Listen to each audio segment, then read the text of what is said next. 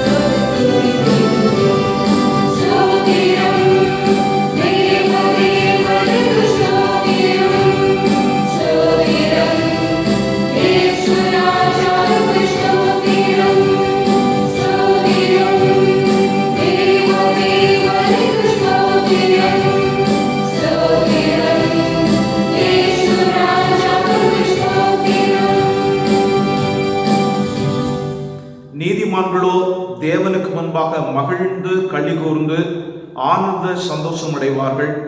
தேவனை பாடி அவருடைய நாமத்தை கீர்த்தனம் பண்ணுங்கள். வனாந்திரங்களில் ஏறி வருகிறவருக்கு வழியை ஆயத்தப்படுத்துங்கள். அவருடைய நாமம் யெகோவா, அவருக்கு முன்பாக களி கூறுங்கள். ஜெபம் செய்வோம்.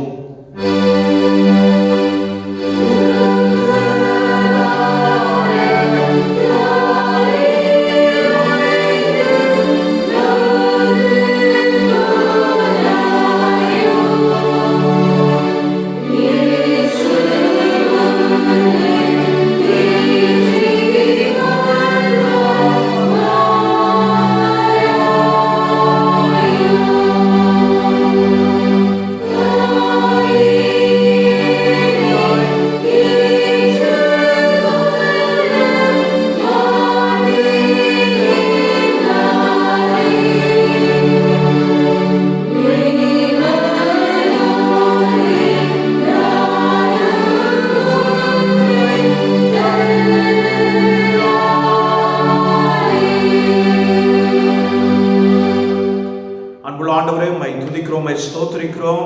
இந்த ஓய்வு நாளிலே உம்முடைய சன்னிதானத்திற்கு வருவதற்கு நீ தந்திருக்கிற மறுமுறையான வாய்ப்புக்காக உம்மை துதிக்கிறோம், உம்மை ஸ்தோத்திரிக்கிறோம். ஆண்டவரே, எங்கே 2 பேர் 3 பேர் என் நாமத்தாலே கூடி இருக்கிறீர்களோ அவர்களின் நடுவிலே நான் இருக்கிறேன் என்று சொன்ன தேவன் எங்களுடைய மத்தியிலும் இருப்பதற்காக ஸ்தோத்திரம். நீர் உயிர்த்தெழுந்த இந்த திருநாளிலே ஆண்டவரை உம்மை நினைவு கூறத்தக்கதாகவும், ஆண்டவர் உம்மை ஆவியோடும் உண்மையோடும் தொழுது கொள்ளத்தக்கதாகவும் இந்த பாக்கியத்தை நீர் எங்களுக்கு தந்திருப்பதற்காக உம்மை துதிக்கிறோம், ஸ்தோத்திரிக்கிறோம். ஆண்டவர் தாமே இந்த நேரத்தை எங்களுக்கு என்று ஆசீர்வதித்து தாரும். துவக்கம் முதல் முடிவு வரைக்கும் இந்த வழிநடத்துதல் காணப்பட வேண்டும் என்று சொல்லி உங்களுடைய பாதத்திலே கெஞ்சுகிறோம். எங்களை உங்களுடைய பாதத்திலே ஒப்பு கொடுத்து ஜெபிக்கிறோம். வழி நடத்தும் இயேசுவின் நாமத்தில் ஜெபிக்கிறோம் பிதாவே, ஆமென். நாம் யாவரும் எழுந்து நின்று பாமாலையிலே 2வது பாமாலை பாடுவோம். பாமாலை புத்தகத்தில் 2வது பாடல் உம்மை துதிக்கிறோம் யாவுக்கும் வல்ல பிதாவே என்ற பாடல் 1வது 3வது கவிகளை பாடுவோம். 1வது 3வது கவிகள்.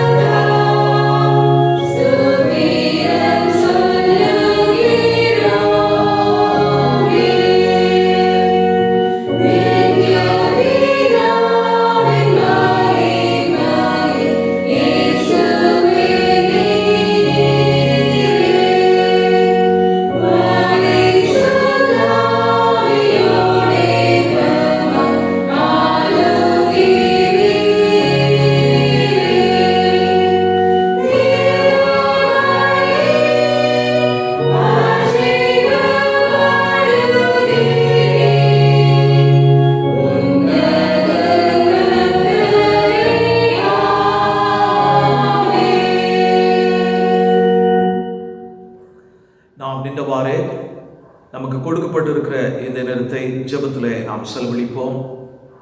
ஆண்டவர் கொடுத்திருக்கிற எல்லா நன்மைகளையும் நினைத்து ஆண்டவருக்கு நன்றி சொல்லுவோம். ஆண்டவர் எப்படிப்பட்டவர் என்பதை நினைத்து அவரை ஆராதிப்போம்.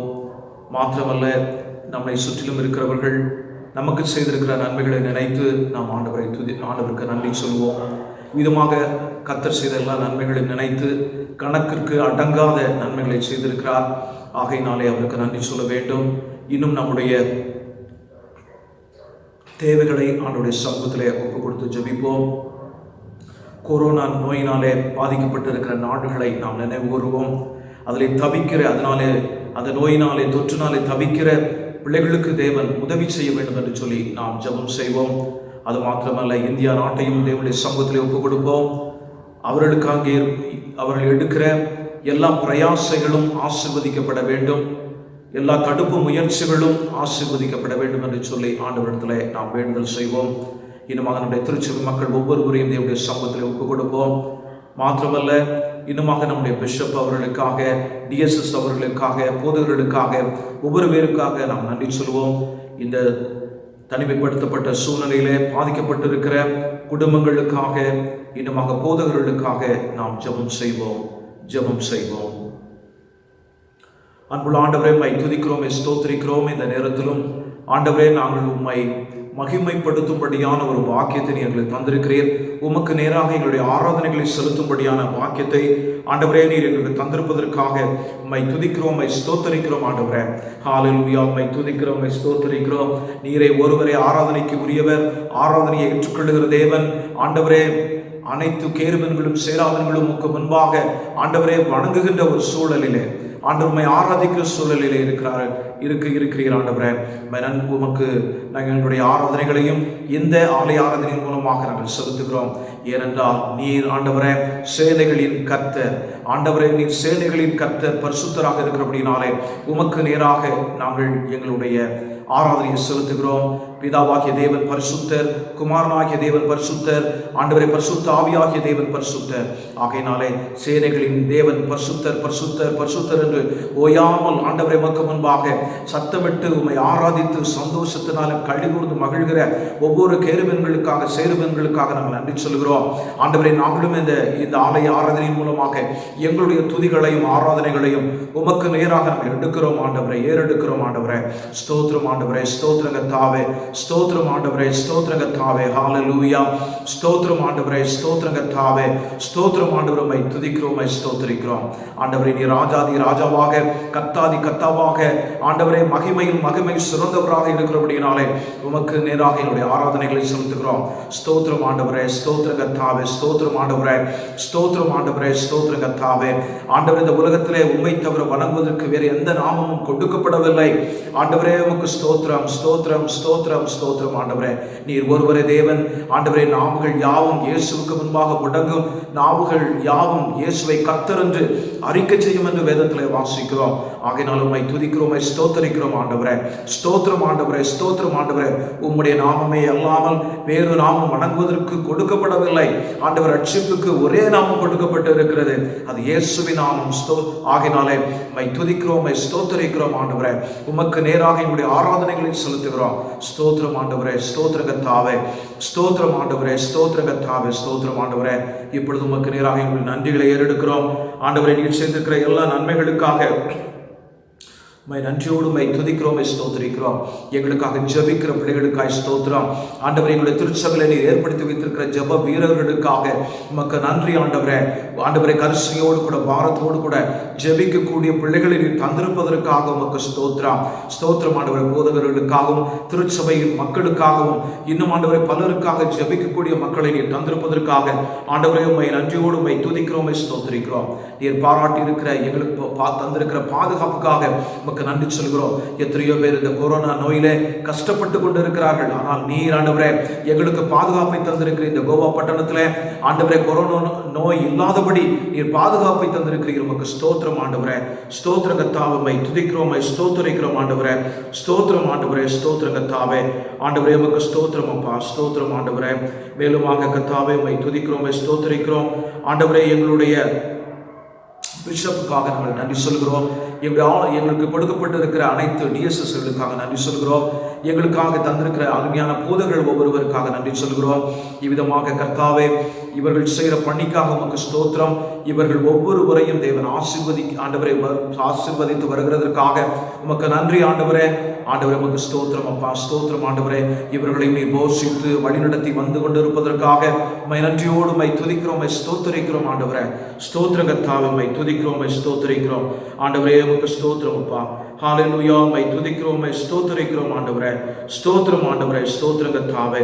ஹல்லேலூயா. ஸ்தோத்திரம் ஆண்டவரே. விதமாக நீ செய்திருக்கிற எல்லா நன்மைகளையும் நினைத்து ஆண்டவரே உமக்கு நன்றி சொல்கிறோம் ஆண்டவரே. நன்றி சொல்கிறோம் ஆண்டவரே. நன்றி சொல்கிறோம் ஆண்டவரே. நன்றி சொல்கிறோம் ஆண்டவரே. உம்மை துதிக்கிறோம், உம்மை ஸ்தோத்திரிக்கிறோம். இப்பொழுதும் ஜெபிக்க கேட்டுக்கொண்ட ஒவ்வொரு பிள்ளைகளுக்கு ஜெபிக்க கேட்டுக்கொண்ட ஜெப குறிப்புகளுக்காக நாங்கள் ஜெபிக்கிறோம் ஆண்டவரே. விசேஷமாக கொரோனா நோயினாலே பாதிக்கப்பட்டிருக்கிற நாடுகளுக்காக ஜெபிக்கிறோம். அமெரிக்காவுக்காக, இத்தாலிக்காக, பிரான்ஸுக்காக, ஜெர்மனிக்காக, தென்கொரியாவுக்காக, இன்னும் ஈரான் ஆண்டவர் மிடில் ஈஸ்ட் கண்ட்ரீஸ்க்காக ஆண்டவரை இன்னும் இந்தியாவுக்காக ஒவ்வொரு நாட்டிற்காக நாங்கள் ஜெபிக்கிறோம். பாதிக்கப்பட்டிருக்கிற பிள்ளைகளுக்கு நீர் உதவி செய்யும் ஆண்டவரே. அவர்கள் இதிலிருந்து மீண்டு வருவதற்கு உதவி செய்யும் ஆண்டவரே. உமக்கு ஸ்தோத்திரம் அப்பா. ஆண்டவருடைய சமூகத்திலே நாங்கள் ஒப்புக் கொடுக்கிறோம் ஆண்டவரே. ஒவ்வொரு பேரையும் நீர் பொறுப்படுத்த வழிநடத்துவீராக. இதற்கென்று ஆண்டவரை விஞ்ஞானிகள் எடுக்கிற முயற்சிகளை நீர் ஆசீர்வதியும் ஆண்டவரே. இனுமாக மருத்துவர்கள் ஆராய்ச்சி செய்யும் போது அவர்களுக்கு வேண்டிய ஞானத்தை தந்து தடுப்பு மருந்துகளை விதமாக ஆண்டவரை கண்டுபிடிப்பதற்கு நீர் உதவி செய்யும்படியாக நாங்கள் ஜெபிக்கிறோம் ஆண்டவரே. இந்த நாடுகள் ஒவ்வொரு நாடுகளிலே இருக்கக்கூடிய ஒவ்வொருவரையுடைய பாதத்திலே ஒப்புக்கொண்டு ஜெபிக்கிறோம். இந்த நோய் மேலும் பரவாதபடிக்கு ஆண்டவரை நீர் தாமே கட்டுப்பாட்டுக்குள் கொண்டு வர வேண்டும் என்று சொல்லி ஜெபிக்கிறோம். அது அழிந்து போக வேண்டும் என்று சொல்லி ஜெபிக்கிறோம் ஆண்டவரே. ஆண்டவரே உடைய சமூகத்திலே ஒப்புக் கொடுக்கிறோம் ஆண்டவரே. நீர் தாமே ஆண்டவரை எங்களுக்கு விடுதலையை தர நாங்கள் ஜெபிக்கிறோம் ஆண்டவரை. விசேஷமாக ஆண்டவரை பாதிக்கப்பட்டவர்களுக்கு சிகிச்சை கொடுக்கிற டாக்டர்ஸ்க்காக நாங்கள் ஜெபிக்கிறோம், நர்சஸ்க்காக ஜெபிக்கிறோம் ஆண்டவரை. இன்னுமாக பொறியாளர்களுக்காக ஜெபிக்கிறோம் ஆண்டவரை. உதவி செய்கிறவர்களுக்காக நாங்கள் ஜெபிக்கிறோம். அவர்களுக்கு இந்த தொற்று பரவாதபடி நீ பாதுகாத்துக் கொள்ளும் ஆண்டவருடைய கிருபை பிள்ளைகளை சூழ்ந்து கொள்ள நாங்கள் ஜெபிக்கிறோம். விசேஷமாக ஆண்டவர் இந்த நோயினாலே தனிமைப்படுத்தப்பட்டு இருக்கிற பிள்ளைகளுடைய பாதத்தில் தருகிறோம் ஆண்டவரை. அவர்களுக்கு நீர் உதவி செய்யும் ஆண்டவரை. நீர் அவர்களுக்கு உதவி செய்யும் ஆண்டவரே. இதனால இலக்க கொடுத்த பிள்ளைகளுக்காக நாங்கள் ஆண்டவரை உங்களிடத்தில் வேண்டுதல் செய்கிறோம். தாய் இழந்தவர்கள், தாப்பனை இழந்தவர்கள் ஆண்டவரை, இன்னும் பிள்ளைகளை இழந்தவர்கள் என்று சொல்லி ஆண்டவரே இருக்கிற ஒவ்வொரு குடும்பத்திற்கும் ஆண்டவர் ஆறுதலையும் தேர்தலையும் நீர் தர வேண்டும் என்று சொல்லி உடைய பாதத்தில் கெஞ்சுகிறோம். அவ்விதமாக நீர் செய்ததற்காக உங்களுக்கு ஸ்தோத்திரம் ஆண்டவரை. பிள்ளைகளை நீர் பொறுப்படுத்த நீர் வழி நடத்துவீராக ஆண்டவரை. எங்களுடைய திருச்சபை மக்கள் ஒவ்வொருவரும் உடைய பாதத்திலே ஒப்புக் கொடுத்து ஜெபிக்கிறேன். ஒவ்வொருவரையும் நீர் ஆசீர்வதியும். எந்த இடத்தில் இருந்தாலும் என்னுடைய கிருபை அவர்களை சூழ்ந்து கொள்ள நான் ஜெபிக்கிறேன் ஆண்டவர். விசேஷமாக இந்த தனிமைப்படுத்தப்பட்ட நாட்களிலே இன்னும் அதிகமாக உண்மை நெருங்கி ஜீவிப்பதற்கு உதவி செய்யும். பாதுகாவல் பிள்ளைகளுக்கு கொடுக்கப்பட வேண்டும் என்று சொல்லி ஜெபிக்கிறேன். அவருடைய சரீர தேவைகள் எல்லாம் சந்திக்கப்பட வேண்டும் என்று சொல்லி ஜெபிக்கிறேன். உடைய சமூகத்திலே ஒப்புக் கொடுக்கிறேன் ஆண்டவரே. நீர் தாமே பொறுப்படுத்தி வழி நடத்தும். எங்களுடைய பிஷப்புக்காக, டிஎஸ்எஸ்களுக்காக, போதகர்களுக்காக நன்றி சொல்லி ஜெபிக்கிறோம் ஆண்டவர். ஒவ்வொருவரும் நீர் ஆசீர்வதிப்பீராக. எந்த இடத்தில் சூழ்நிலையில் இருந்தாலும் தேவனுடைய கிருபை அவர்களை சூழ்ந்து கொள்ளவும் இன்னும் அதிகமாக உமக்கற்று பணி செய்யவும் தேவரீர் அவர்களை பக்குவப்படுத்த வேண்டும் என்று சொல்லி ஜெபிக்கிறோம். ஆண்டவரே, விசேஷமாக ஆண்டவரே தேவைகளோடு கூட இருக்கிற போதகர்களை உடைய பாதத்தில் ஒப்பு கொடுத்து ஜெபிக்கிறோம். நீர்தாமே அந்த தேவைகளிலே பிள்ளைகளுக்கு உதவி செய்ய வேண்டும் என்று சொல்லி ஜெபிக்கிறோம். ஆண்டவரே, நீர்தாமே உதவி செய்யும். ஆண்டவரே, நீர்தாமே உதவி செய்யும்படியாக ஜெபிக்கிறோம். இவ்விதமாக ஒவ்வொரு பேரையும் உடைய பாதத்தில் ஒப்பு கொடுத்து ஜெபிக்கிறேன். நீரே தாமே பொறுப்படுத்தி வழி நடத்துவீராக. நன்றி ஆண்டவரை. கேட்கப்படும் செய்தி மூலமாக எங்களோடு கூட பேசும். அது எங்களுக்கு ஆசீர்வாதமாக இருப்பதற்கு உதவி செய்யும். உடைய சமூகத்தில் ஆண்டவரை ஒப்பு கொடுத்து ஜெபிக்கிறோம். நன்றி ஆண்டவரே, நன்றி. துதிகன மகிமை மகத்துவம் யாவற்றையும் உங்களுக்கு செலுத்துகிறோம். ரட்சகர் ஆகிய இயேசுவின் நாமத்தில் ஜெபிக்கிறோம் பிதாவே, ஆமென். பரமண்டங்களில் இருக்கிற எங்கள் பிதாவே, உடைய நாமம் பரிசுத்தப்படுவதாக, உடைய ராஜ்யம் வருவதாக, உடைய சித்தம் பரமத்திலே செய்யப்படுவது போல பூமியிலையும் செய்யப்படுவதாக. அன்றுள்ள ஆகாரத்தை எங்களுக்கு தாரும். எங்களுக்கு விரோதமாய் குற்றம் செய்கிறவர்களுக்கு நாங்கள் மன்னிக்கிறது போல எங்கள் குற்றங்களை எங்களுக்கு மன்னியும். எங்களை சோதனைக்குள் பிரயோஜிக்க பண்ணாமல் தீமை நின்று எங்களை ரட்சித்துக் கொள்ளும். ராஜ்யமும் வல்லமையும் மகிமையும் என்றென்றைக்கும் உடையவர்களே, ஆமென். தயவு செய்து அமருங்கள்.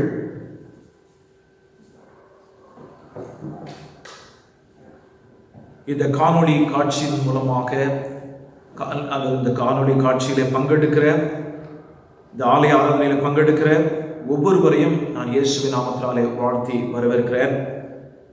தேவனுடைய கிருபையினாலே மறுமுறையாக ஒரு வாரத்துக்குள் கடந்து செல்ல தேவன் உதவி செய்திருக்கிறார்.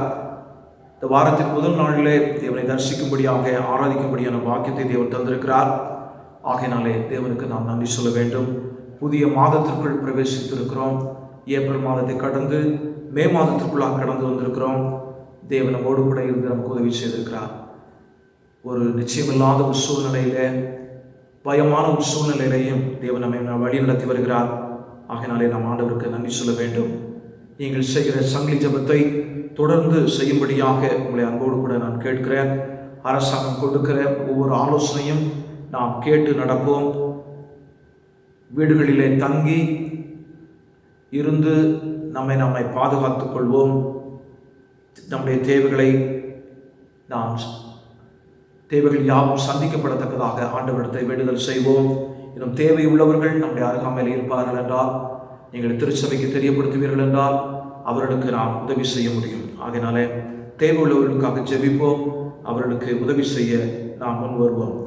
தேவன் தாமே உங்கள் ஒவ்வொருவரையும் தொடர்ந்து ஆசீர்வதிப்பாராக.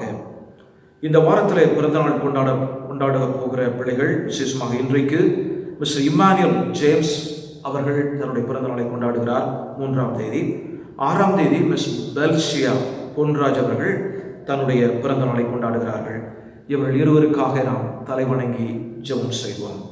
அன்புள்ள ஆண்டவரே, உம்மை துதிக்கிறோம், ஸ்தோத்திரிக்கிறோம். இந்த நாளிலே இன்றைக்கு பிறந்தநாள் கொண்டாடுகிற ஆண்டவரே மிஸ்டர் இம்மானுவேல் ஜேம்ஸுக்காக நன்றி சொல்கிறோம். கர்த்தருடைய கிருபையினாலும் இரக்கத்தினாலும் உடைய மகனை நீர் வழிநடத்தி இருக்கிறீர். அவருடைய பாடுகளிலே உதவி செய்திருக்கிறீர், கஷ்டங்களிலே உதவி செய்திருக்கிறீர். நமக்கு ஸ்தோத்திரம் ஆண்டவரை, உம்மை துதிக்கிறோம், ஸ்தோத்திரிக்கிறோம். மகனை ஆசீர்வதிப்பீராக.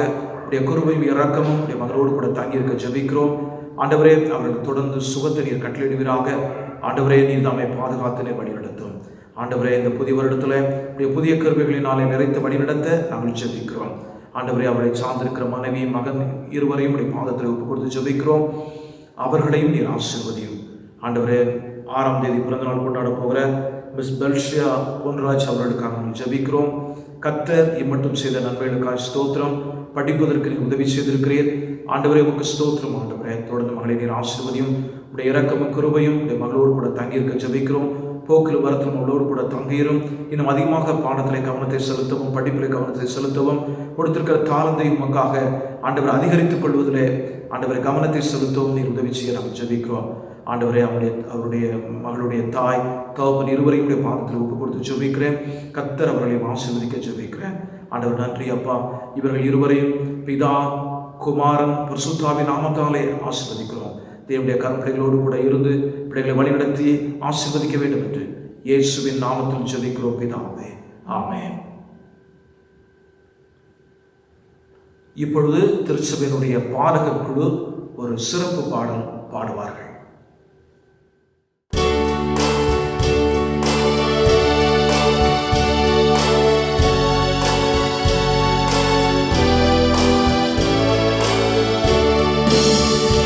நன்றியோடு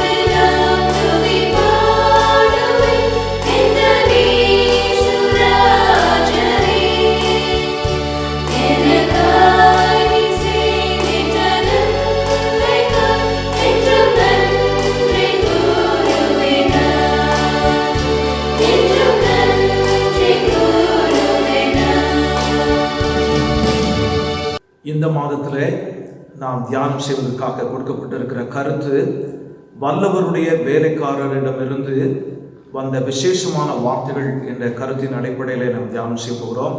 The special speeches from the servants of the sovereign. வல்லவருடைய வேலைக்காரரிடமிருந்து வந்த விசேஷமான வார்த்தைகள் என்ற கருத்தின் அடிப்படையில் இந்த மாதம் முழுவதும் நாம் தியானம் செய்ய போகிறோம். அதில் முதலாவதாக இன்றைக்கு the witnessing words of Joshua, யோசுவாவின் சாட்சியான வார்த்தைகள் என்ற தலைப்பின் அடிப்படையில் நாம் தியானம் செய்ய போகிறோம். வேதத்தில் அநேக பிரியாவிடை சொற்பொழிவு கொடுக்கப்பட்டிருக்கிறது, அல்லது அந்த வார்த்தைகள் கொடுக்கப்பட்டிருக்கிறது. உதாரணத்துக்கு யாக்கோபினுடைய கடைசி கால வார்த்தைகள் கொடுக்கப்பட்டிருக்கிறது. யோசேப்பினுடைய கடைசி கால வார்த்தைகள் கொடுக்கப்பட்டிருக்கிறது. மோசையினுடைய கடைசி கால வார்த்தைகள் கொடுக்கப்பட்டிருக்கிறது. இந்த இடத்துல நாம் வாசிக்கிற இடத்துல யோசுவாவினுடைய கடைசி கால வார்த்தைகள் கொடுக்கப்பட்டிருக்கிறது. உங்களுடைய வேதத்தை யோசுவா 24வது அதிகாரம் 1 முதல் 28 வசனங்கள் அடங்கிய பகுதிக்கு நீங்கள் திருப்பிக் கொள்ளுங்கள். இந்த வார்த்தை, இந்த கடைசி நாட்களினுடைய வார்த்தை எதை பொறுத்து அமைகிறது என்றால், எந்த அளவுக்கு நாம் தேவனை நேசிக்கிறோமோ அதை பொறுத்தும், இந்த உலகத்தை நேசித்தால் அதை பொறுத்தும் அமைகிறது. நாம் தேவனை அதிகமாக நேசித்தால் நம்முடைய கடைசி கால வார்த்தைகள் அதிகமாக தேவனை சார்ந்ததாக இருக்கும். ஆனால் உலகத்தை சார்ந்து இருக்கும் என்றால் உலகத்தை சார்ந்த வார்த்தையாக இருக்கும். ஒரு வயதான ஒரு மனிதர் தன்னுடைய படுக்கையிலே இறந்து போகக்கூடிய ஒரு நிலையில இருந்து கொண்டிருக்கிறார். பிள்ளைகள், பேரப்பிள்ளைகள் எல்லாருமே அருகே சுற்றி இருந்து கடைசியாக இவர் என்ன வார்த்தை சொல்லுவார் என்று சொல்லி விசேஷமாக எதிர்பார்த்து கொண்டிருக்கிறார்கள். ஒவ்வொருவரும் எதிர்பார்த்து கொண்டிருக்கும் போது முதலாவது அவர் மூ என்று சொன்னார். உடனே அங்கே இருந்த பிள்ளைகளுக்கு மிகுந்த சந்தோஷம். கண்டிப்பாக நம்முடைய தெய்வத்தின் பெயரை சொல்ல போகிறார் என்று நினைத்து மூ என்று சொன்ன உடனே சந்தோஷப்பட்டார்கள். கொஞ்ச அமைதிக்கு பிற்பாடு ரூ என்ற வார்த்தையை அவர் சொன்னார். 2 வார்த்தைகள் வந்து விட்டது, இன்னும் 2 லெட்டர்ஸ் தான் இருக்கிறது என்று சொல்லி சொன்னார்கள். அடுத்ததாக கே என்று சொன்னார். கே என்று சொன்ன உடனே இன்னும் 1 வார்த்தை தான் இருக்கிறது, அதையும் சொல்லிவிட்டார். தெய்வத்தை நினைத்தவாறே என்னுடைய தந்தை அவர் சென்று விடுவார் என்று சொல்லி நினைத்தார்கள். முருக என்று சொல்லிவிட்டு லேசாக மறுபடியும் சொன்னார், முரு ஹ லாக எனக்கு ஒரு தோசை கொண்டு வாருங்கள் என்று சொல்லி சொன்னார். அதை கேட்ட உடனே மக்களுக்கு அதிர்ச்சியாக இருந்தது. அவரும் இறந்து போனார். நாம் எதிர் மீது நாட்டம் வைத்திருக்கிறோமோ அதுதான் கடைசி காலத்தில் வெளிப்படுகிறதாக இருக்கும். ஆண்டவர் மீது நாம் நாட்டம் வைத்திருந்தோம் என்றால், ஆண்டவரை சார்ந்த வார்த்தைகளும், அல்லது இந்த உலகத்தின் மீது நாம் நாட்டம் வைத்திருந்தால் உலகத்தை சார்ந்த வார்த்தைகளும் தான் முக்கியமாக வெளிவரும். இந்த அதிகாரத்தினுடைய பின்னணியத்தை நாம் பார்க்கும்போது யோசுவாவை குறித்து இந்த இடத்துல கொடுக்கப்பட்டிருக்கிறது. அவர் ஒரு தேவனுடைய மனிதர், ஒரு நல்ல ஒரு தலைவர் என்பதை வேதம் நமக்கு சித்தரித்து காண்பிக்கிறது. மோசைக்கு அப்புறமாக இவர் இந்த பொறுப்பை எடுத்தார் என்று வேதத்தில் நாம் வாசிக்கிறோம். இவரை காட்டிலும் மூத்தவரான, இவரை காட்டிலும் சிறந்த போர் வீரரான ஒருவர் இருந்தார். அவருடைய பெயர் காலேப். ஆனால் இந்த தலைமைத்துவம் அவருக்கு கொடுக்கப்படாதபடி அதிகாரியான யோசுவாவுக்கு கொடுக்கப்படுகிறது. காரணம் என்ன என்று சொல்லி பார்க்கும்போது, முதலாவதாக இது தேவனுடைய தெரிந்தெடுப்பு. எண்ணாகமம் 27வது அதிகாரம் 18வது வசனத்தின்படி நாம் வேதத்தை வாசிக்கும் போது ஆண்டவர் விதமாக சொல்லுகிறார், மோசையை நோக்கி, நூனின் குமாரனாகிய யோசுவா மேல் உன்னுடைய கைகளை வை, உனக்கு பிற்பாடு அவர்தான் இந்த பொறுப்பை எடுக்க போகிறார் என்று சொல்லி சொல்லுகிறார். ஆனால் இதனுடைய ரகசியம் என்ன? காலேபை தேவன் புறக்கணித்து விட்டாரா? இல்லவே இல்லை. ஆனால் இந்த பொறுப்பு இவருக்கு பிரத்யேகமாக கொடுக்கப்படுவதற்கு காரணம் என்னவென்றால், அது யாத்ராகமம் 33வது அதிகாரம் 11வது வசனம் சொல்லுகிறது. அது என்னவென்றால், இளம் வாலிபனான நூனின் குமாரனாகிய யோசுவா, மோசையினுடைய வேலைக்காரன், கூடாரத்தை விட்டு பிரியாதிருந்தான், கூடாரத்தை விட்டு நீங்காதிருந்தான் என்று சொல்லி அங்கே வாசிக்கிறோம். அப்படி என்றால் கூடாரத்திற்கு யார் செல்வார்கள்? தேவனோடு கூட நெருங்கி ஜீவிப்பதற்காக, தேவனிடத்தில் அதிக நேரம் ஜெபத்திலே செலவழிப்பதற்காக செல்வார்கள். ஆனால் யோசுவா எப்பொழுதுமே தேவனுடைய கூடாரத்தில் இருந்து ஜெபிக்கிற ஒரு மனிதராக காணப்பட்டார் என்று சொல்லி வேதம் சொல்கிறது. ஆகையினால் தன்னுடைய இளமை காலத்திலிருந்தே அதிக நெருக்கத்தோடு கூட, தேவனோடு கூட அதிக நெருக்கமாக இருந்த ஒரு மனிதர், அவருக்கு இந்த தலைமைத்துவம் கொடுக்கப்படுகிறது. அது மாத்திரமல்ல, தன்னுடைய கடைசி நாட்களிலே சாக போகிறதுக்கு முன்பதாக அல்லது உலகத்தை விட்டு செல்வதற்கு முன்பதாக அவர் ஒவ்வொருவரையும் அவர் என்ன செய்கிறார், அழைத்து அவர் பேச விரும்புகிறார். இன்னும் சிறிது நாட்களில் அல்லது சிறு நேரத்தில் அவர் இருந்து போகிறார். இதுதான் ஒவ்வொரு ஆண்டவரை அறிந்த மனிதனுடைய பாரமாக இருக்கும். தான் இந்த உலகத்தை விட்டு போகும்போது மற்றவர்களும் ஆண்டவரை பின்பற்ற வேண்டும், மற்றவர்களும் ஆண்டவருக்கு சாட்சியாக இருக்க வேண்டும் என்பதை வலியுறுத்துகிறவர்களாக இருப்பார்கள். ஆகினாலே இந்த ஒரு நிலை இந்த பகுதியில் அதிகமாக விளக்கப்பட்டு இருக்கிறது.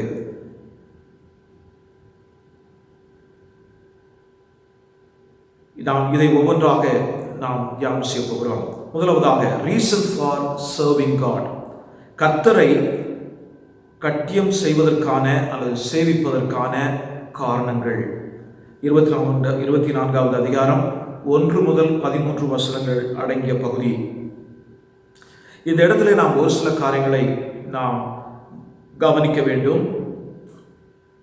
முதலாவது நான் இந்த கேள்வியை கேட்க விரும்புகிறேன். Who were the audience? பார்வையாளர்கள் யார்? யோசுவா சொல்லுகிற காரியத்தை அல்லது பேச்சை கவனிக்கிறவர்கள் யார் என்று சொல்லி வேதத்தின் மூலமாக நாம் அறியும் போது, எல்டர்ஸ் மூப்பர்கள், ஹெட்ஸ் தலைவர்கள், ஜட்ஜஸ் நியாயாதிபதிகள், ஆபீசர்ஸ் அதிபதிகள், இவர்கள் எல்லாரும் தான் யோசுவாவுடைய வார்த்தையை கேட்கிறார்கள். எல்லோரும் இஸ்ரவேலர்கள் எல்லோரும் அங்கே வந்து நிற்கவில்லை, இவர்கள் மாத்திரமே வந்து நிற்கிறார்கள். தலைமைத்துவத்தில் இருக்கக்கூடிய மக்கள் அதிகாரிகள் மாத்திரமே வந்து நிற்கிறார்கள். இரண்டாவதாக, இந்த இடத்துல நாம் வாசிக்கும் போது எந்த ஒரு அதிகாரத்தோடு கூட யோசுவா பேசுகிறார் என்றால், அதுவும் கொடுக்கப்பட்டிருக்கு. வசனம் 2 கொடுக்கப்பட்டிருக்கிறது. அவர் ஒரு தீர்க்கதரிசியை போல பேசுகிறார். அவர் சொல்லும்போது அந்த தீர்க்கதரிசியினுடைய விதி அல்லது ஃபார்முலா, ப்ரொஃபெட்டிக் ஃபார்முலா அங்கே கொடுக்கப்பட்டிருக்கிறது. என்ன? thus says the Lord, கர்த்தர் இவ்விதமாக சொல்லுகிறார். அதுதான் அந்த விதி. ஒவ்வொரு தீர்க்கதரிசியும் அதை சொல்லிதான் சொல்வார்கள். கர்த்தர் சொல்லுகிறது என்னவென்றால், கர்த்தர் விதமாக சொல்லுகிறார் என்று சொல்லிதான் சொல்வார்கள். அந்த வார்த்தையை யோசுவா உபயோகப்படுத்துகிறார். அப்படி என்றால், தேவனுடைய உந்துதலின்படி தீர்க்க தரிசனமாக தன்னுடைய அதிகாரிகள் ஒவ்வொருவருக்கும் ஒரு உற்சாகத்தின் வார்த்தையை சொல்ல வேண்டும் என்பதற்காக அவர் அந்த இடத்துல சொல்கிறார். அது மாத்திரமல்ல, மூன்றாவது நாம் கேள்வி கேட்டு பார்க்க வேண்டும். அது என்னவென்றால், எங்கே கூடினார்கள் அல்லது எந்த இடத்துல கூடினார்கள் என்று சொல்லும்போது, வேதத்தின் வாயிலாக அறியும் போது சீகேம் என்று சொல்லக்கூடிய இடத்துல அவர்கள் கூடியிருக்கிறார்கள். இது ஒரு ஹிஸ்டாரிக்கல் பிளேஸ், ரொம்ப சரித்திரத்திலே சிறப்பு வாய்ந்த ஒரு இடமாக அது காணப்படுகிறது. ஏனென்றால் ஆபிரகாம் முதலாவதாக பாதாம் ஆராமிலிருந்து வந்தபோது முதலாக செட்டில் ஆன அல்லது அங்கே தங்கின இடம்தான் இந்த இடம். அது ஆதியாகமம் 12வது அதிகாரம் 6வது 7வது வசனத்தின் அடிப்படையில் இது இருக்கிறது. அது மாத்திரமல்ல, யாக்கோபு ஒரு நிலத்தை இந்த சீகேம் என்று சொல்லக்கூடிய இடத்துல வாங்கியிருக்கிறார்.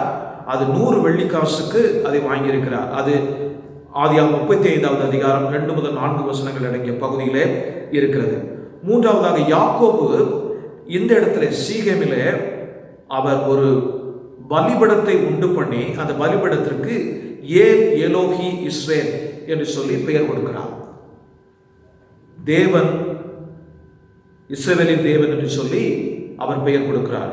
ஆதியாகமம் 33வது அதிகாரம் 20வது வசனத்தின் அடிப்படையில் நான் சொல்கிறேன். நான்காவதாக, மறுபடியுமாக யாக்கோபு அங்கிருந்து கடந்து செல்லும் போது அல்லது வெளியிலிருந்து வரும்போது அவர் இந்த இடத்துல ஒரு பிரதிஜ்ஞை செய்கிறதாக வேதம் சொல்கிறது. ஆதியாகமம் 35வது அதிகாரத்தில் அதை பார்க்கும்போது ஒரு பிரதிஜ்ஞை அந்த இடத்துல அவர் செய்கிறார். இவ்விதமாக இந்த இடம் மிக முக்கியத்துவம் வாய்ந்த ஒரு இடமாக காணப்படுகிறது. இந்த பகுதி யோசுவா இந்த இடத்தை பங்கிட்டு கொடுக்கும் போது எப்ராயிம் கோத்திரத்திற்கு இந்த பகுதி கொடுக்கப்படுகிறது. இந்த பட்டணம் பின்னதாக அடைக்கல பட்டணமாக மாறினது. ஆகினாலே லேவியர்கள் புத்திரரான கோகாத் புத்திரர்களுக்கு இது கொடுக்கப்படுகிறது. யோசுவா 20வது அதிகாரம் 7வது வசனத்தின்படி யோசேப்பினுடைய எலும்புகள் யாவும் இந்தேதான் யாக்கோபு வாங்கியிருக்கிற அந்த 100 வெள்ளிக்காசுக்கு வாங்கின அந்த நிலத்தில் தான் அடக்கம் செய்யப்பட்டது அல்லது அங்கே அங்கே அதை புதைத்தார்கள் என்று சொல்லி வேறும் சொல்கிறது. அது மாத்திரமல்ல, இதை சீட்டு போட்டு கொடுக்கும் போது யோசேப்பினுடைய புத்திரருக்கு அது விழுந்தது. இதற்கு அருகாமையில் தான் கெரிசி மலையும் ஏபால் என்று சொல்லக்கூடிய மலையும் இருக்கிறது. அந்த இடத்துல யோசுவா 8வது அதிகாரம் 30வது வசனத்தின்படி அங்கே 2 மலைகளையும் காட்டி, ஒரு மலையிலே ஆசீர்வாதத்தையும் இன்னொரு மலையும் சாபத்தையும் சொல்லி மக்களின் அந்த இடத்திலையும் அவர் என்ன செய்கிறார் என்றால் தேவனை பின்பற்ற வேண்டும் என்று சொல்லி சொல்லுகிறார். ஆகையினாலே இந்த இடம் மிகவும் முக்கியத்துவம் வாய்ந்த ஒரு இடம். இந்த இடத்திலே யோசுவா எல்லா அதிகாரிகளையும் மூப்பர்களையும் வரவழைக்கிறார். இந்த இடத்துல அவர் செய்கிற காரியம் என்னவென்றால், மக்களை கூட்டி சரித்திரத்தை, கர்த்தர் இவர்களுக்கு கிருபையாக செய்த நன்மைகளை நினைவு கூறச் செய்கிறார். கர்த்தர் இவர்களுக்கு செய்த நன்மைகளை அவர் நினைவு கூறச் செய்கிறார். ஆபிரகாமுக்கு என்ன செய்தார், மறுபடியுமாக மோசேக்கு என்ன செய்தார், இன்னுமாக எப்படி எவ்விதமாக பாலாமினுடைய சாபத்திலிருந்து அல்லது பிலேயாமினுடைய சாபத்திலிருந்து காப்பாற்றினார் என்றெல்லாம் சொல்லி பலவிதமான நிகழ்ச்சிகளை அந்த இடத்தில் அவர் என்ன செய்கிறார், குறிப்பிடுகிறார்.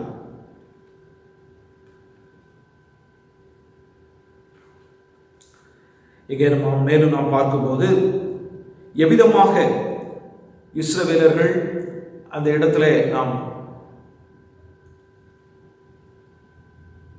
அந்த இடத்திற்கு வரும்போது அல்லது கானான் தேசத்துக்கு வரும்போது எவ்விதமாக ஆண்டவர் அவர்களுக்கு உதவி செய்து மற்ற ஜாதியாரை துரத்தினார் என்று சொல்லியும் அங்கே கொடுக்கப்பட்டிருக்கிறது. யாத்ராகம் 23வது அதிகாரம் 27, 28 அங்கே சொல்லப்பட்டிருக்கிறது, நான் உங்களுக்கு அவர்களுக்கு உள்ளாக நான் பயத்தை உண்டு பண்ணுவேன் என்று சொல்லி ஆண்டவர் சொல்கிறார்.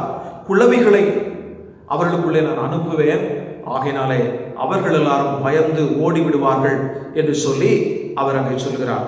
அது மாத்திரமல்ல, இவ்விதமாக தேவன் அவர்களுக்கு கூட இருந்து கிருபையாக இருந்து அவர்களுக்கு உதவி செய்திருக்கிறார், யுத்தத்திலே உதவி செய்திருக்கிறார். அது மாத்திரமல்ல, யோசுவா சொல்கிறார், நீங்கள் கட்டாத ஒரு இடத்தை நீங்கள் பெற்றுக்கொள்ளப் போகிறீர்கள்.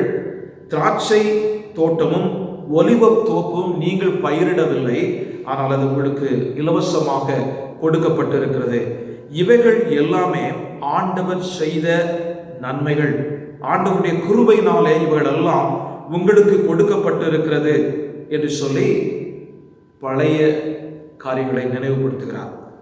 நினைவுபடுத்தி நீங்கள் ஆண்டவரை சேவிக்க வேண்டும், ஆண்டவருக்காக வாழ வேண்டும் என்று சொல்கிறார். நம்முடைய வாழ்க்கையிலே தேவன் நமக்கு செய்திருக்கிற எல்லா நன்மைகளையும் நாம் என்ன செய்ய வேண்டும், நினைவு கூற வேண்டும். அது மிக முக்கியமான காரியம். கணக்கில்லாத நன்மைகளை தேவன் நம்முடைய வாழ்க்கையில் செய்திருக்கிறார், அதை நாம் நினைவு கூற வேண்டும். முதலாவது அவர் செய்திருக்கிற பெரிய ஒரு காரியம், இயேசுவின் ரத்தத்தினாலே பாவத்திலிருந்து நம்மை மீட்டு சுதந்திரவாளிகளாக நம்மை மாற்றி இருக்கிறார், நித்தியத்தின் பிள்ளைகளாக நம்மை மாற்றி இருக்கிறார். ஆகையினாலே தேவனுக்கு நாம் நன்றி சொல்ல வேண்டும். தேவன் செய்த எல்லா நன்மைகளையும் நினைத்து நாம் நன்றி சொல்ல நம்முடைய மனது இருக்கும் என்றால், கண்டிப்பாக அவர் செய்த கிருபையுள்ள செயல்களை நினைவு கூறும்போது அவரை பின்பற்ற வேண்டும் என்ற எண்ணமும் நம்மை அறியாமலே வந்துவிடும். ஆகையினாலே தேவன் நமக்கு செய்த நன்மைகளை நாம் நினைவு கூறும்படியாக அழைக்கப்படுகிறோம். இரண்டாவதாக, ரிக்வெஸ்ட் ஃபார் சர்விங் காட், கர்த்தரை கட்டியம் செய்ய அல்லது சேவை செய்ய வேண்டுதல். வசனம் 14 15 முன்பகுதி வரைக்கும் இங்கே நாம் தியானம் செய்ய போகிறோம். யோசுவா அங்கே வந்திருக்கிற எல்லாரையும் பார்த்து, அதிகாரிகள், மூப்பர்கள், இன்னுமாக நியாயாதிபதிகள், இவர்கள் எல்லாரையும் பார்த்து சொல்கிறார், நீங்கள் தேவனை சார்ந்து இருக்க வேண்டும் என்று சொல்கிறார். நீங்கள் கர்த்தருக்கு பயப்பட வேண்டும் என்று சொல்கிறார். கர்த்தருக்கு பயந்து நடங்கள் என்று சொல்கிறார். ஏனென்றால் பயந்து நடக்கும்போது மாத்திரமே அவர் மீது வைத்திருக்கிற பற்று அல்லது விசுவாசம் இன்னும் அதிகமாக உயர்வடையும். நமக்கு வேதத்திலே தெரியும், கர்த்தருக்கு பயப்படுகிறவன் தீமை விட்டு விலகுகிறான். ஆகையினாலே கர்த்தருக்கு பயப்படுகிற பயம் மிக முக்கியமான ஒரு காரியம். அதனால தான் இந்த இடத்துல முதலாவது சொல்லப்பட்டிருக்கிறது, கர்த்தருக்கு பயந்து நடங்கள் என்று சொல்கிறார். இரண்டாவதாக, உத்தமத்தோடும் உண்மையோடும் அவரை சேவியுங்கள். உத்தமத்தோடும் உண்மையோடும் அவரை சேவியுங்கள் என்று சொல்கிறார். மூன்றாவதாக, உங்களிடத்தில் இருக்கக்கூடிய உங்கள் மற்ற தெய்வங்களை அகற்றிவிடுங்கள் என்று சொல்கிறார். நதிக்கு அப்பால், இந்த நதிக்கு அப்பால் சொல்லும்போது ஐபிராத்து நதி, பாபிலோனில் இருக்கக்கூடிய அந்த ஐபிராத்து நதிக்கு அப்பால் இருக்கக்கூடிய ஊர் பட்டணத்தில் உள்ள இருக்கக்கூடிய அது அங்கிருந்து கிடைக்கப்பெற்ற எல்லா விக்கிரகங்களையும் நீங்கள் விட்டுவிடுங்கள் என்று சொல்லி அவர் சொல்கிறார். இந்த ஊர் பட்டணத்தில் சூரிய கடவுள் இருந்தார், சந்திர கடவுள் இருந்தார், தீ கடவுள் இருந்தார். ஆகையினால இந்த கடவுள்கள் தெய்வங்கள் எல்லாம் நீங்கள் விட்டுவிடுங்கள் என்று சொல்லி அவர் சொல்கிறார். அது மாத்திரமல்ல, அம்மோனியர்களுடைய தெய்வங்களையும் நீங்கள் விட்டுவிடுங்கள் என்று சொல்லி அவர் சொல்கிறார். இந்த தெய்வங்களை எல்லாவரையும் நீங்கள் விட்டுவிடுங்கள் என்று சொல்கிறார். அப்போ விதமாக நம்ம யோசிக்கும் போது முன்னதாக உள்ள சிலை வணக்கமும் பின்னதாக உள்ள சிலை வணக்கமும் நீங்கள் உங்களிடத்திலிருந்து எடுத்து போட வேண்டும் என்று வேதத்தின் வாயிலாக அந்த வார்த்தை மூலமாக அங்கே சொல்லப்பட்டிருக்கிறது. இதை ஒரு அதிகாரத்தோடு கூட யோசுவா சொல்லாதபடி அவர் ஒரு பெரிய ஒரு அதிகாரி, எல்லாருக்கும் தலைவராக இருக்கிறார். மக்களை பார்த்து அல்லது அதிகாரிகளை பார்த்து சொல்கிறார், நீங்கள் இவைகளெல்லாம் செய்யாதிருக்க வேண்டும் என்று சொல்கிறார். ஏனென்றால் இந்த உலகத்தில் தேவனுக்கும் உலக பொருளுக்கும் ஊழியம் செய்ய முடியாது. இயேசு கிறிஸ்து மத்தேயு 6:22 சொல்கிறார், நீங்கள் இந்த உலகத்திற்கும் எனக்கும் ஊழியம் செய்ய முடியாது. ஒருவன் 2 எஜமான்களுக்கு ஊழியம் செய்ய ஒருவனாலும் கூடாது என்று சொல்லி ஆண்டவராகிய இயேசு கிறிஸ்து மலை பிரசங்கத்தில் சொல்கிறார். ஆகையினால இந்த இடத்துல ஒரு கட்டளையாக அவர் சொல்லாதபடி ஆலோசனையாக அல்லது ஒரு வேண்டுதலாக அவர் வைக்கிறார். பெரிய அதிகாரிகள் அல்லது பல பெரிய தலைவர்கள் யாவரும் மற்றவர்களுக்கு சாய்ஸஸ் கொடுக்கிறார்கள், தெரிந்தெடுப்பை கொடுக்கிறார்கள். நீங்கள் இவ்விதமாக செய்ய வேண்டும், இவ்விதமாக செய்யாதிருக்க வேண்டும் என்கிற காரியங்களை சொல்லி நீங்களே தீர்மானம் செய்து கொள்ளுங்கள் என்று சொல்லி அவர்களுக்கு வாய்ப்பை கொடுக்கிறவராக இருக்கிறார்கள். மூன்றாவதாக, ரெப்ளிகா ஃபார் சர்விங் காட், கர்த்தருக்கு கட்டியம் செய்ய மாதிரி அல்லது பிரதி, கர்த்தருக்கு சேவை செய்ய மாதிரி அல்லது பிரதி. யோசுவா, நான் ஏற்கனவே சொன்னது போல வயதான ஒரு காலத்தில் இருக்கிறார். அவருக்கு வயது இப்பொழுது 110. ஆனாலும் அவருக்கு அதிகாரம் இருக்கிறது. இந்த வார்த்தைகளை சொல்லும்போது அவர் சொல்லுகிறார், as for me, நானும் என்று சொல்கிறார். நான் கர்த்தரை நானும் என் வீட்டாரும் என்றால் கர்த்தரையே சேவிப்போம். அதில் முதலாவது சொல்கிற காரியம் என்னவென்றால், நான் I will serve the Lord. அவருடைய அர்ப்பணிப்பை குறித்து வேதத்திலே நாம் ஆராய்ச்சி செய்யும் போது அது மிகவும் ஒரு முன்மாதிரியான ஒரு வாழ்க்கை. 2 பேருடைய வாழ்க்கை மிக முன்மாதிரியாக இருந்தது. மோசேக்கு அப்புறமாக ஒன்று காலேப், 2வது யோசுவா. இவர்கள் இருவரும் தான் தேவன் வாக்குத்தத்தம் பண்ணின கானான் தேசத்துக்கு உள்ளாக வந்தார்கள். வேறு ஒருவரும் உள்ளே வரவில்லை. மற்றவர்கள் எல்லாம் யோர்தானுக்கு முன்னதாகவே, கடன் செல்வதற்கு முன்னதாகவே எல்லோரும் இறந்து விட்டார்கள். ஒருவேளை ஆண்டவர் இவர்களுக்கு தண்டனை கொடுக்கும் போது எல்லோருக்கும் 20 வயதிற்கு கீழாக இருந்தார்கள். ஆண்டவர் சொன்னார், 20 வயதிற்கு மேலாக இருப்பவர்கள் எல்லாரும் இந்த வனாந்தரத்திலே இறந்து போவார்கள் என்று சொன்னார். அப்படி என்றால் கிட்டத்தட்ட நம்ம பார்க்கும்போது, கணக்கு பார்க்கும்போது 40 to 59 வயது அடங்கிய பெரியவர்கள் எல்லாருமே, அல்லது அதற்கு கீழாகவும் இருக்கலாம், ஆனால் மேக்சிமம் 59 வயது. இவர்கள் தான் அதிகாரிகளாக, பிரதிநிதிகளாக இருக்கிறார்கள். இவர்களுக்கு யோசுவாவுடைய வாழ்க்கையை பற்றி எப்படி தெரியும்? அவருடைய வாலிப நாட்டினுடைய வாழ்க்கையை பற்றி அவர்களுக்கு எப்படி தெரியும் என்று சொல்லி பார்க்கும்போது, ஒரு சிலர் இளமை நாட்களிலிருந்து யோசுவாவை பார்த்திருக்கலாம். ஆனால் வேதம் நமக்கு இந்த நாளிலே இருக்கிற நமக்கு முழுமையாக நாம் அறிந்து கொள்வதற்கு உதவி செய்கிறது. அவரை குறித்து நாம் பார்க்கும்போது நான் இவ்விதமாக சொல்ல விரும்புகிறேன். ஐ ஆஸ் ஃபார் மீ என்று சொல்லி அங்கே கொடுக்கப்பட்டிருக்கிறது. ஆனால் நான் சொல்ல விரும்புகிறேன், I have served the Lord. நான் இம்மட்டும் ஆண்டவருக்கு முன்பாக நான் சேவை செய்திருக்கிறேன், இனிமேலும் நான் சேவை செய்வேன்.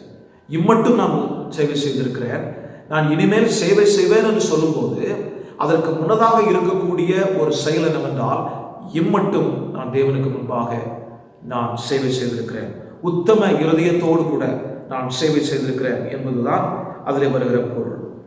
இளமை காலத்திலிருந்தே யோசுவா, நூனின் குமாரனாகிய யோசுவா தேவனுக்கு முன்பாக ஒரு சிறந்த ஒரு மனிதனாக, பயபக்தியுள்ள ஒரு மனிதனாக இருக்கிறார். அவருடைய முழு வாழ்க்கையும் ஒரு மாதிரியாக இருப்பது நமக்கு தெரியும். அவர்தான் சொல்கிறார், ஆஸ் ஃபார் மீ, நானும் என் வீட்டாரும் என்று சொல்லி அடுத்தபடியாக சொல்கிறார். என் வீட்டாரும் என்று சொல்லும்போது இவருடைய முழு கட்டுப்பாடும் இன்னும் நிச்சயமும் வெளிப்படுகிறது. குடும்பத்தை குறித்ததான கட்டுப்பாடும் நிச்சயமும் அவருடைய வார்த்தைகளே வெளிப்படுகிறதை இந்த பகுதியிலிருந்து நாம் அறிகிறோம். என்ன சொல்கிறார்? கட்டுப்பாடு என்ன? நான் சொல்வேன் என்றால் என்னுடைய பிள்ளைகள் கேட்பார்கள். நான் குடும்பத்தினுடைய தலைவன், என்னுடைய பேச்சுக்கு மீறி அங்கே ஒன்றுமே இல்லை. நானும் என் வீட்டாருமோ என்றால் என்று சொல்கிறார். As for me and my household we will serve the Lord. அங்கே சொல்லும்போது ஒரு நிச்சயத்தோடு கூட அவர் பேசுகிறார். ஒருவேளை அவருடைய பிள்ளைகளுடைய பெயர்கள் வேதத்திலே கொடுக்கப்படவில்லை, அவர்கள் ஏதாவது ஒரு பதவியில இருந்தார்களா என்று சொல்லியும் வேதத்திலே கொடுக்கப்படவில்லை. ஆனால் ஒருவேளை இங்கே வந்திருக்கிற மூப்பர்கள், தலைவர்கள், நியாயாதிபதிகள், அதிபதிகள் என்று சொல்கிற லிஸ்டில் அவர்கள் இருந்தார்களா இல்லையா என்பதும் நமக்கு தெரியாது. வேதம் அதை குறித்து ஒன்றும் நமக்கு சொல்லவில்லை. ஆனால் அவர் சொல்லும்போது நானும் என்னுடைய வீட்டாரும் கர்த்தரை சேவிப்போம். அப்படி என்றால் அவருடைய மனைவி, பிள்ளைகள், பேர பிள்ளைகள், ஒருவேளை இன்னும் கிராண்ட் சில்ட்ரன், கொள்ளு பேரர்கள் என்று சொல்வார்கள் அல்லவா, அவர்கள் எல்லாரும் சேர்த்து தான் அவர் சொல்கிறார். அது மாத்திரமல்ல, வேலைக்காரர்கள், இன்னும் அடிமைகள், இன்னும் அவரோடு கூட இருக்கிற எல்லாரும், எங்களுடைய குடும்பம் முழுவதும் நாங்கள் தேவனை ஆராதிப்போம், சேவிப்போம் என்று சொல்லி அவர் அங்கே சொல்கிறார். முதலாவதாக அவரும் அவருடைய குடும்பமும் ஒரு சிறந்த ஒரு மாதிரியாக அங்கே கூடியிருக்கிற மக்களுக்கு முன்பாக இருப்பதை நாம் வேதத்தின் வாயிலாக அறிகிறோம். ஒரு தலைவருடைய வாழ்க்கை, அது குடும்ப வாழ்க்கை மிக முக்கியமான காரியம். அவர் என்ன சொல்கிறார் என்பது அல்ல, என்ன செய்கிறார் என்பதுதான் மிக முக்கியமான காரியம். வார்த்தை அல்ல, வாழ்க்கை மிக முக்கியமான காரியம். ஒரு போதகருக்கு திருச்சபையில செய்து கொடுப்பதற்காக 5 நிமிடம் மாத்திரம் கொடுக்கப்பட்டது. இவர் அங்கே ஒரு சிறப்பு பேச்சாளராக போயிருக்கிறார். 5 நிமிடம் மாத்திரம் அவர் கொடுக்கப்பட்டது. அந்த 5 நிமிடத்தில் ஒரு உண்மையை, வேதத்தின் உண்மையை குறித்து அவர் பேச வேண்டும். அவர் பிரசங்க பீடத்திற்கு வந்தார். அங்கு வந்து நின்று, நீங்கள் எல்லாரும் உங்களுடைய வலது கையை கன்னத்தில் வையுங்கள் என்று சொல்லி அவர் கையை வைத்தார். நீங்கள் எல்லாரும் உங்களுடைய வலது கையை கன்னத்தில் வையுங்கள் என்று சொல்லி அவர் தன்னுடைய கையை வைத்தார். மக்கள் எல்லாரும் இவர் எங்கே கை வைத்தாரோ அதை பார்த்து கை வைத்தார். அவர் சொன்னது எங்கே? கன்னத்தில் கை வைக்க வேண்டும். ஆனால் அவர் வைத்தது எங்கே? நாடியில். மக்கள் எல்லாருமே நாடியிலே தான் கை வைத்திருந்தார்கள். அப்பொழுது சொன்னார், நான் சொன்னதை நீங்கள் கேட்கவில்லை, நான் செய்ததை நீங்கள் பின்பற்றினீர்கள். ஆகினால வாழ்க்கையில சொல்வது முக்கியமல்ல, செயல்தான் முக்கியம். அதைத்தான் வேதம் சொல்கிறது. சொல்லல்ல, செய்கையே என்று சொல்லி தன்னுடைய பிரசங்கிப்பீடத்தை விட்டு அவர் கீழே இறங்கி சென்றார். வாழ்க்கையில செய்கதான் மிக முக்கியமான காரியம். ஆகையினால இங்கே நம்ம பார்க்கிறோம், யோசுவா தன்னுடைய வாழ்க்கையின் மூலமாக, தன் குடும்பத்தின் பிள்ளைகளுடைய வாழ்க்கையின் மூலமாக, அங்கே குழுமி இருக்கிற மற்ற அதிகாரிகளுக்கு முன்பாக, நானும் என் வீட்டாரும் இதுவரைக்கும் சேவித்து வந்தோம், இனிமேலும் சேவிப்போம் என்று சொல்லி சொல்கிறார். 4வது, ரீஅஃபர்மிங் ஃபார் சர்விங் காட்.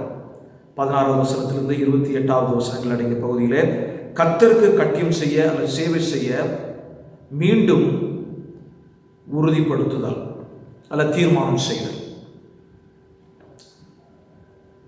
அங்கே இந்த இடத்துல நாம் வாசிக்கும் போது, பகுதியில் வாசிக்கும் போது 3 முறை நாங்கள் கர்த்தரை சேவிப்போம், we will serve the Lord என்று சொல்லி 3 முறை அங்கே கொடுக்கப்பட்டிருக்கிறது. வசனம் 18, வசனம் 21, வசனம் 24 ஆகிய 3 இடங்களிலே நாங்கள் கர்த்தரை சேவிப்போம் என்று சொல்லி கொடுக்கப்பட்டிருக்கிறது. 2-3 சாட்சிகள் இருக்கும் என்றால் ஒரு காரியம் உறுதிப்படும்.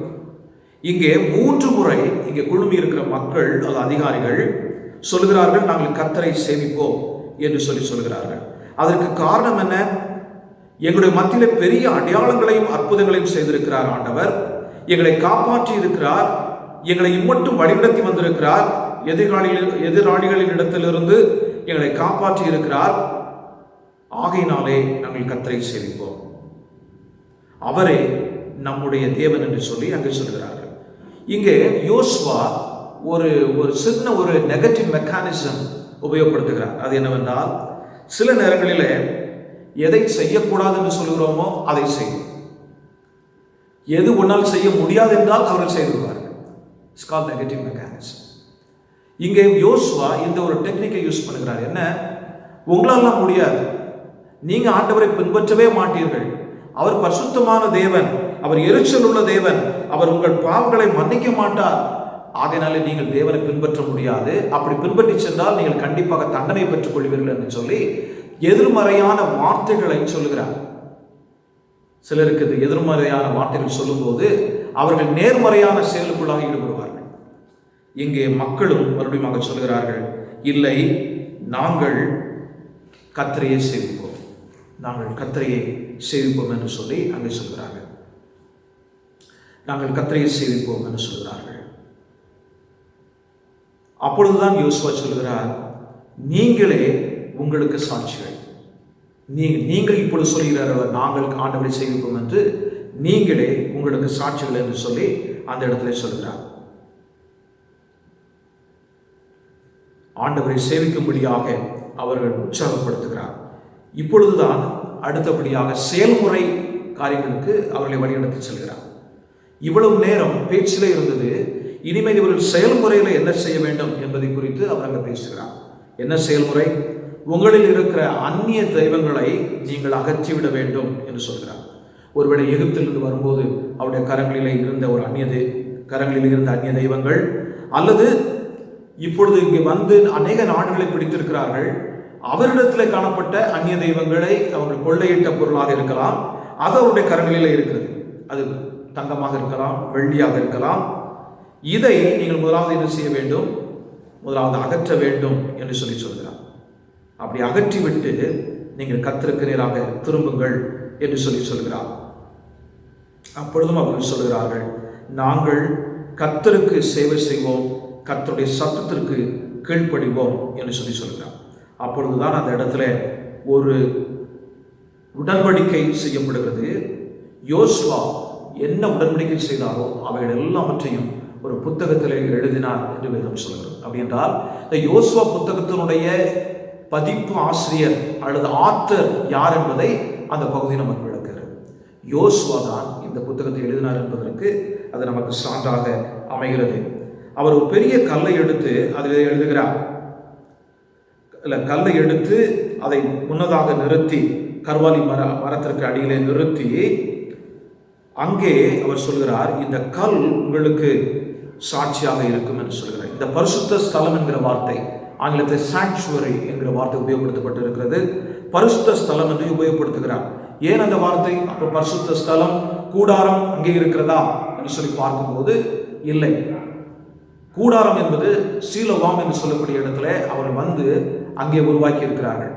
ஆனால் யோசுவா ஒருவேளை கர்த்தருடைய பெட்டியை சீலோவாமிலிருந்து சீகேமுக்கு கொண்டு வர சொன்னதுனால எங்கே கர்த்தருடைய பெட்டி இருக்கிறதோ அந்த இடம் பரிசுத்த ஸ்தலம். அதைத்தான் சொல்றார். கர்த்தருடைய பெட்டிக்குள்ளே 2 ஆண்டவர் கொடுத்த கற்பனை பலகைகள் இருக்கிறது, கற்பலகைகள் இருக்கிறது. அதோடு கூட இவர் எழுதின இவர் எழுதின அந்த சட்டங்களும் அல்லது உடன்படிக்கையும் உள்ளே வைக்கப்படுகிறதாக நாம் அறிகிறோம். ஆக இந்த பார்த்த இடம் பரிசுத்த ஸ்தலம் என்று அழைக்கப்படுகிறது. ஆண்டவர் பேசினதுக்கு இந்த கல் நமக்கு சாட்சியாக இருக்கும் என்று சொல்கிறார். எவ்விதமாக கல் சாட்சியாக இருக்க முடியும்? ஒருவேளை அந்த நாட்களிலே எல்லா காரியங்களையும் கல்லிலே பதித்தார்கள். ஏனென்றால் அநேக நாட்களுக்கு அழியாமல் இருக்கும் என்பதற்காக அதிலே பதித்தார்கள். மலையை குறித்து பார்க்கும்போது பவுலடியார் இவ்விதமாக சொல்கிறார். கண்மலையிலே போய் ஆண்டவர் பேச சொன்னார், மோசே அடித்தார். அந்த கண்மலை இயேசு என்று சொல்லி பின்னதாக அவர் எழுதுகிறார். நித்திய கண்மலை ஆகிய கிறிஸ்து என்று சொல்லி எழுதுகிறார். கல் மேசியாவுக்கு ஒப்பிட்டு பேசப்படுகிறது. இன்னொரு இடத்துல இயேசு கிறிஸ்து சொல்கிறார், இந்த பிள்ளைகள் என்னை துதித்து பாடாவிட்டால் கற்கள் கூப்பிடும் என்று சொல்லி சொல்கிறார். கற்களிலிருந்து துதி எழும்பும் என்று சொல்லி சொல்கிறார். ஆகையினால ஒரு உயிரற்ற ஒரு பொருளை உயிரூட்டி அவைகள் பேசுவதாக இங்கே பேசப்பட்டிருக்கிறது. இயேசுவும் அதை குறித்து பேசுகிறார். அதற்கு காரணம் என்னவென்றால் இந்த கல் சாட்சியாக இருக்கிறது என்பதைத்தான் அது வெளிப்படுத்துகிறது. இந்த முக்கியமான வார்த்தைகளை யோசுவா எல்லா அதிகாரிகளுக்கு முன்பாக அவர் பேசுகிறார். இது ஒரு அம்பு எய்வது போல உள்ள வார்த்தைகள், கூர்மையான வார்த்தைகள், தெளிவான வார்த்தைகள். அது மக்கள் ஒவ்வொருவருக்கும், அங்கு குழுமி இருக்கிற அதிகாரிகள் ஒவ்வொருவருக்கும் கொடுக்கப்பட்டிருக்கிறது. ஒரு தீர்க்கதரிசி பேசுகிறது போல அவர் இங்கே தீர்க்க தரிசனமாக பேசுகிறார். தன்னுடைய கடைசி வார்த்தைகளை அவர் பேசுகிறார். மக்கள் அங்கே கூடியிருக்கிற அதிகாரிகள் ஒவ்வொருவரையும் உற்சாகப்படுத்துகிறார். மெய்யான தெய்வத்தை, உயிருள்ள தெய்வத்தை நீங்கள் பின்பற்ற வேண்டும் என்று சொல்லி உற்சாகப்படுத்துகிறார். காரணம் என்னவென்றால் நாம் ஒருவேளை வழி விலகி போவதற்கு காரணங்கள் இருக்கிறது. ஆகையினாலே தான் அவர்கள் எல்லாரையும் பார்த்து நீங்கள் கண்டிப்பாக ஆண்டவரை பின்பற்ற வேண்டும் என்று சொல்லுகிறார். ஒரு வயதான மனிதனுடைய வாழ்க்கை வாயிலிருந்து இந்த உற்சாகமான ஒரு வார்த்தை வருகிறது என்றால் அது பெரிய காரியம். தன்னுடைய கடைசி நாட்களிலே இந்த வார்த்தையை அவர் பேசி வருகிற மக்களை, அங்கே இருக்கிற மக்களை உற்சாகப்படுத்துகிறார். நம்முடைய வாழ்க்கையிலேயும் இவ்விதமான ஒரு ஆர்வம், ஒரு உற்சாகம் இருக்க வேண்டும். நாம் எந்த நிலையில் இருந்தாலும் எப்பொழுதும் ஆண்டவரை குறித்தும் மற்றவர்களுக்கு ஆண்டவரை குறித்து உற்சாகப்படுத்துகிற செயலை செய்ய வேண்டும் என்றும் ஆண்டவர் விரும்புகிறார். ஆகையினாலே அப்படி செய்வதற்கு தொடர்ந்து ஆண்டவர் நமக்கு உதவி செய்வதாக. ஆமென். இப்பொழுது நாம் யாரும் எழுந்து நின்று கீர்த்தனையிலே 187வது கீர்த்தனை பாடுவோம். நம்மை அர்ப்பணிக்கும் வண்ணமாக 187வது கீர்த்தனை, தந்தேன் என்னை, 1வது 5வது கவிகளை பாடுவோம். 1வது 5வது கவிகள்.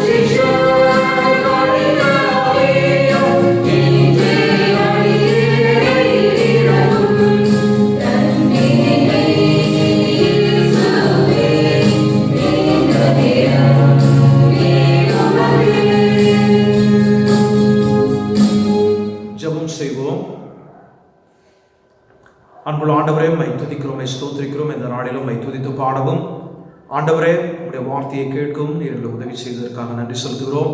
அநேகருக்காக ஜெபிக்கக்கூடிய பாக்கியத்தையும் எங்களுக்கு தந்ததற்காக நன்றியோடு துதிக்கிறோம், ஸ்தோத்திரிக்கிறோம். ஆண்டவரே, இந்த காணொளி காட்சியின் மூலமாக இந்த ஆலய ஆராதனையில் பங்கெடுத்த ஒவ்வொரு பிள்ளைகளையும் உடைய பாதத்தில் ஒப்பு கொடுத்து ஜெபிக்கிறேன். நீதாமே உடைய பிள்ளைகள் ஒவ்வொருவருக்கும் நீர் உதவி செய்வீராக. தனிமைப்படுத்தப்பட்டு இருக்கிற இந்த நாட்களிலே ஆறுதலின் தேவனாகிய நீர் பிள்ளைகளை ஆறுதல் படுத்த நான் ஜெபிக்கிறேன்.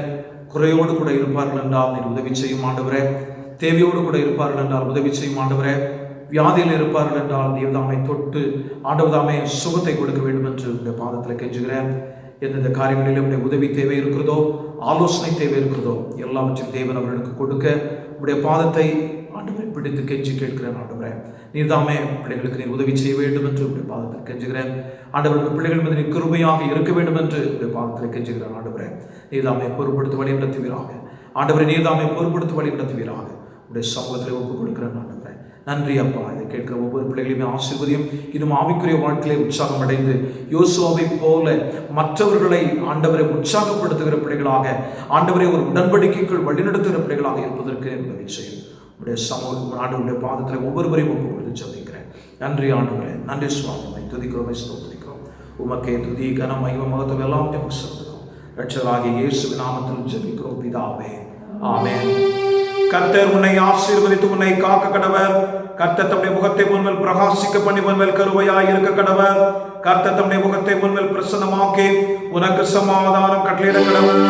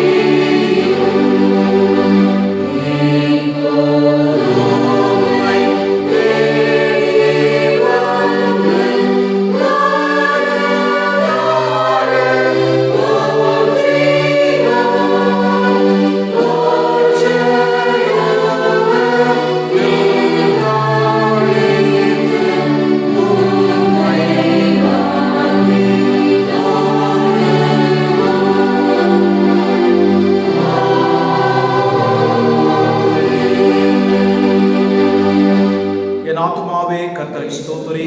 என் முழு உள்ளமே அவருடைய பரிசுத்த நாமத்தை ஸ்தோத்திரி. என் ஆத்துமாவே கர்த்தரை ஸ்தோத்திரி. அவர் செய்த சகல உபகாரங்களையும் மறவாதே. ஆமென். கர்த்தர் உங்களோடு கூட இருப்பாராக. சமாதானத்துடைய போக கடவும். தயவு செய்து அமருங்கள். எல்லாருக்கும் தோத்திரம்.